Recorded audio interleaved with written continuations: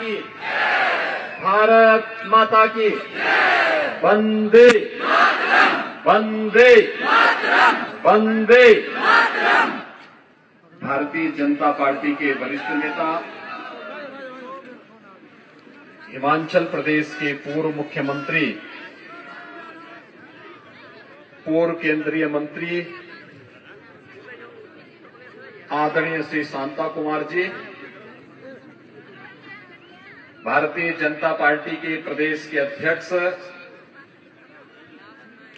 माननीय सांसद श्री सुरेश कश्यप जी,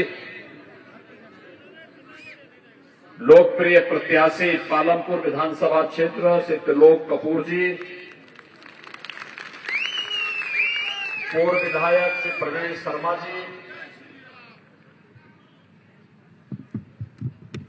जम्मू कश्मीर के पूर्व मंत्री श्री चंद्र प्रकाश गंगा जी, विनय कुमार शर्मा जी, अरविंद शर्मा जी, योगी रामनाथ जी, घनश्याम शर्मा जी और भारी संख्या में पालमपुर विधानसभा क्षेत्र से जुड़े हुए सभी उपस्थित भाइयों बहनों,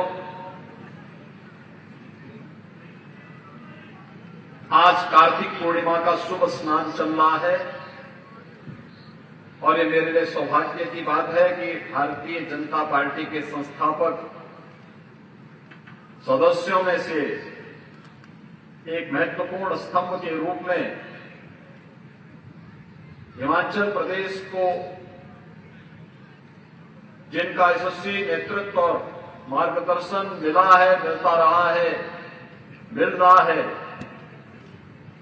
पूर्व केंद्रीय मंत्री आदरणीय शांता कुमार जी का दर्शन करने का मुझे अवसर प्राप्त हुआ है। काफी दिनों के बाद आदरणीय शांता कुमार जी से मुलाकात हुई है।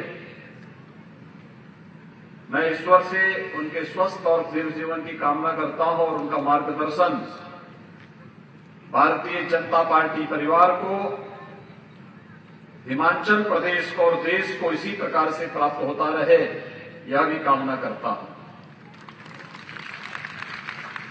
भाइयों बहनों, मैं पिछले 4 बार से हिमाचल प्रदेश के अंदर अलग अलग विधानसभा क्षेत्रों में प्रचार करते हुए आज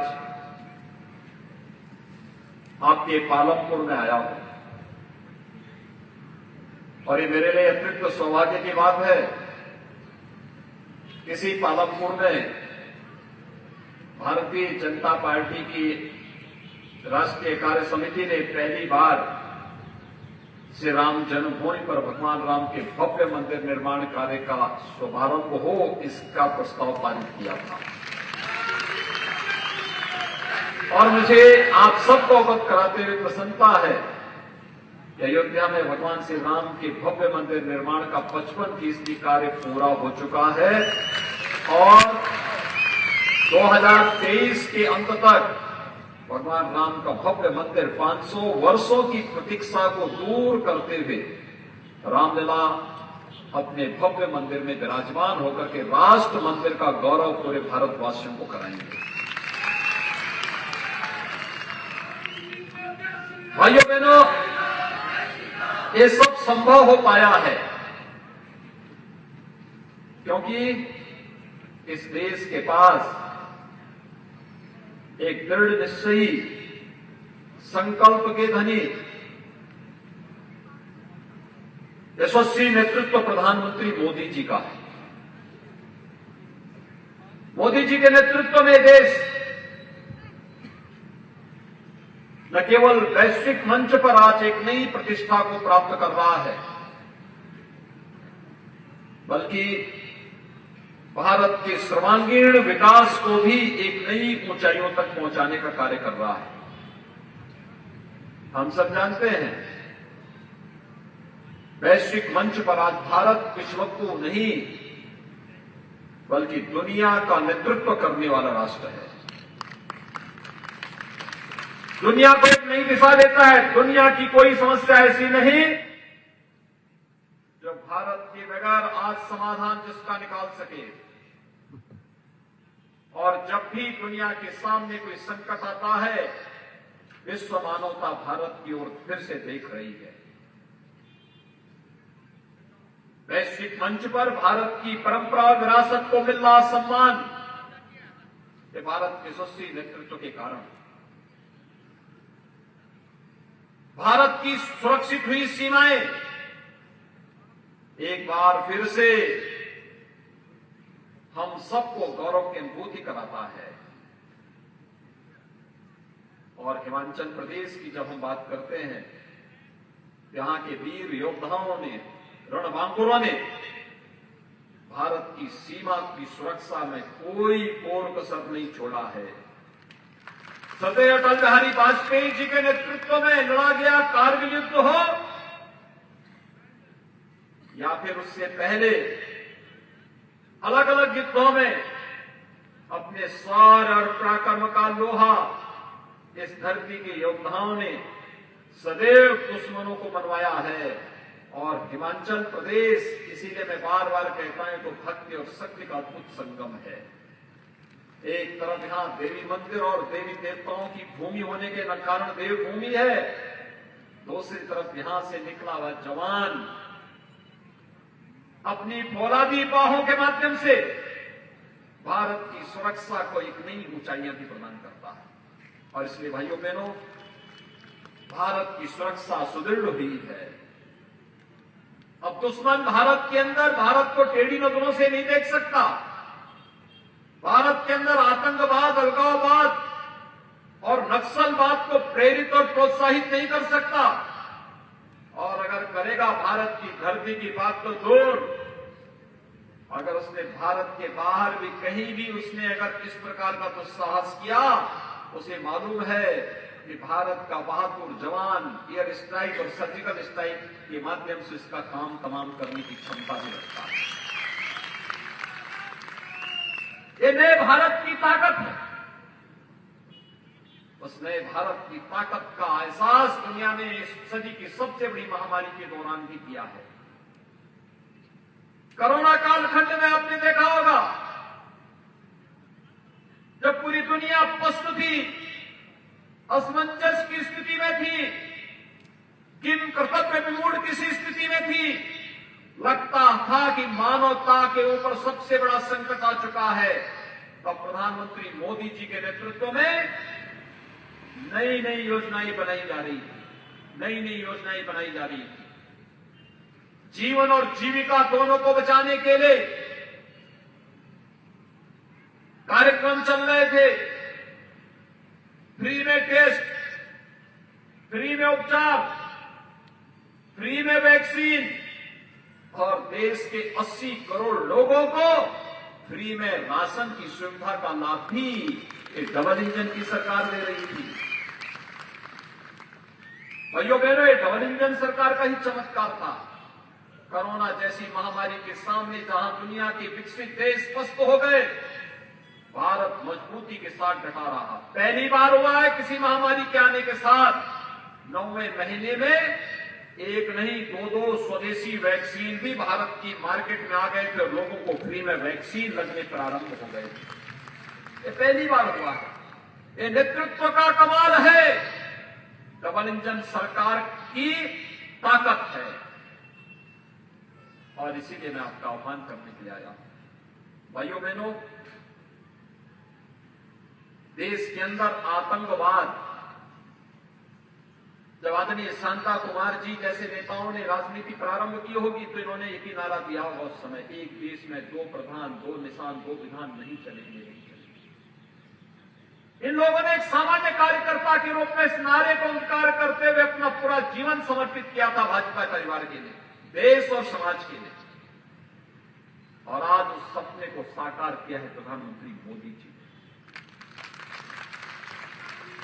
कश्मीर से धारा 370 समाप्त। आतंकवाद की जो सबसे बड़ी जड़ थी उसको उखाड़ करके फेंक दिया गया, सदैव के लिए इतिहास के गर्त में डाल दिया गया। अब कश्मीर के अंदर पालमपुर का नौजवान भी चाहता है कि मुझे अपने लिए रिहायशी आवास बनाना है और जम्मू कश्मीर के अंदर वह भी बना सकता है, उसका कोई रोक टोक नहीं है। और इसलिए भाइयों बहनों, मैं आप सबसे ही पूछने के लिए आया हूं, चुनाव लोकतंत्र के पर्व हैं, आएंगे जाएंगे, लेकिन परिणाम क्या होना चाहिए? क्या कश्मीर से धारा 370 कश्मीर से कांग्रेस हटा पाती? मैं आपसे पूछना चाहता हूं, क्या कांग्रेस हटा पाती? क्या अयोध्या में राम मंदिर का निर्माण कांग्रेस कर पाती?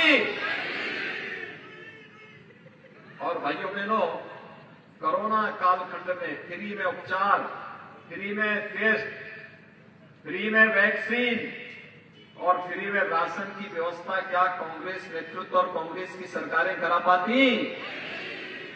भाइयों बहनों, जब वह कुछ नहीं कर सकते, ना आपकी आस्था का सम्मान कर सकते हैं, न वह आपको विश्वास दिला सकते हैं, न आपके हितों का संरक्षण ही कर सकते हैं, न आपको सुरक्षा ही प्रदान कर सकते हैं, तो फिर हम उन्हें समर्थन क्यों दें? कतई नहीं देना चाहिए। और इसीलिए प्रधानमंत्री मोदी जी ने जो कहा सो करके दिखाया। याद करिए 2014 में उन्होंने यही कहा था, सबका साथ सबका विकास। आपने देखा होगा आज योजनाओं का लाभ सभी को मिल रहा है। कोई सोचता था हिमाचल प्रदेश में एम्स की स्थापना होगी? पालमपुर में आदरणीय शांता कुमार जी ने एक सुपर स्पेशलिटी हॉस्पिटल का और विश्वविद्यालय का निर्माण कराया। शेष हिमाचल प्रदेश के अंदर हिमाचल का भी एम्स हो, एक कल्पना थी।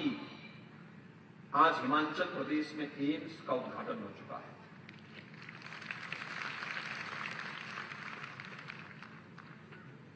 आईएम की स्थापना हो चुकी है। रेल कनेक्टिविटी बेहतर हो रही है। सर्दार अटल बिहारी वाजपेयी जी ने सड़कों का जाल बिछाने के लिए हाईवे के जिस कार्यक्रम को आगे बढ़ाया था, आज हिमाचल प्रदेश के अंदर वह विकास की प्रक्रिया का हिस्सा बना हुआ है। डैम बन रहे हैं, अत्याधुनिक डैम बन रहे हैं, पर्यटन क्षेत्रों का विकास हो रहा है। विकास की एक नई ऊंचाइयों को पहुंचने के साथ ही इंफ्रास्ट्रक्चर डेवलपमेंट के जो कार्य हो रहे हैं, बड़े बड़े कार्य हो रहे हैं, इन सब के साथ ही हर गरीब को 5 लाख रुपए की स्वास्थ्य बीमा का कवर मिले।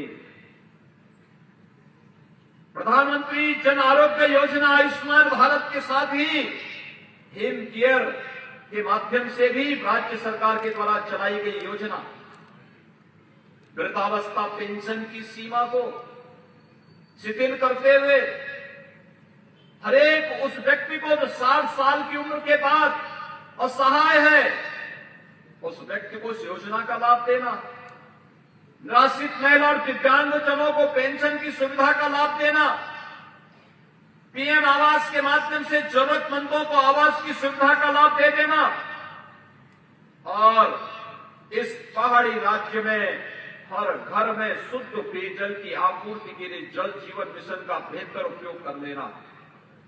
भाइयों बहनों, ये केवल भारतीय जनता पार्टी की डबल इंजन की सरकार कर सकती है और इसीलिए आपका आह्वान करने के लिए मैं आया हूं। हिमाचल प्रदेश के अंदर जो सौभाग्य है,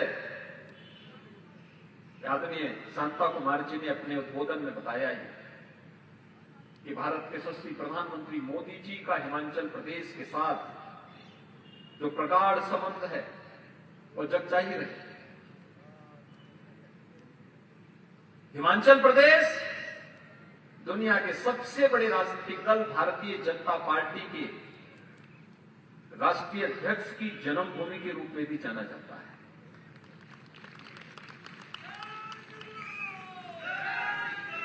हमारे राष्ट्रीय अध्यक्ष माननीय श्री जगत प्रकाश नड्डा जी इसी हिमाचल प्रदेश की माटी के सपूत हैं।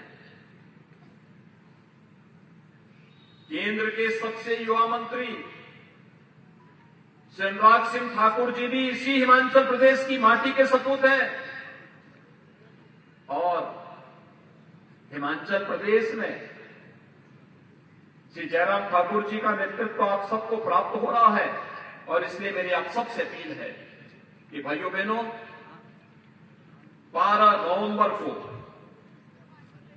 जब हिमाचल प्रदेश में लोकतंत्र के इस महापर्व के साथ हम सबको जुड़ने का अवसर प्राप्त हो रहा होगा, तब हर मतदान केंद्र पे केवल कमल कमल कमल नजर आना चाहिए।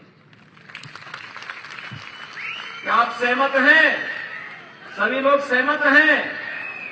भाइयों बहनों, सभी सहमत हैं? क्या 12 नवंबर को हर एक जगह कमल नजर आएगा?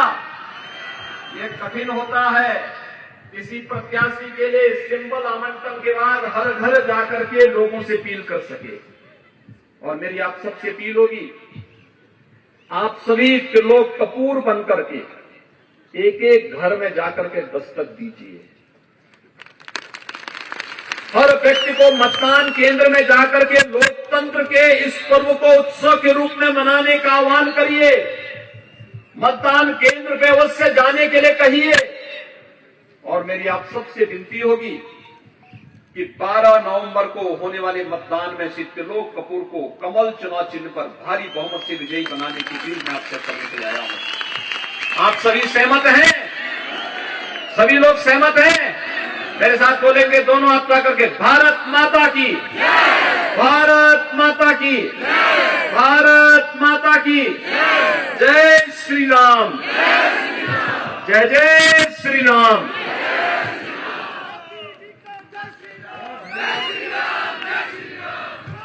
अभी आपने यशस्वी मुख्यमंत्री उत्तर प्रदेश के आदरणीय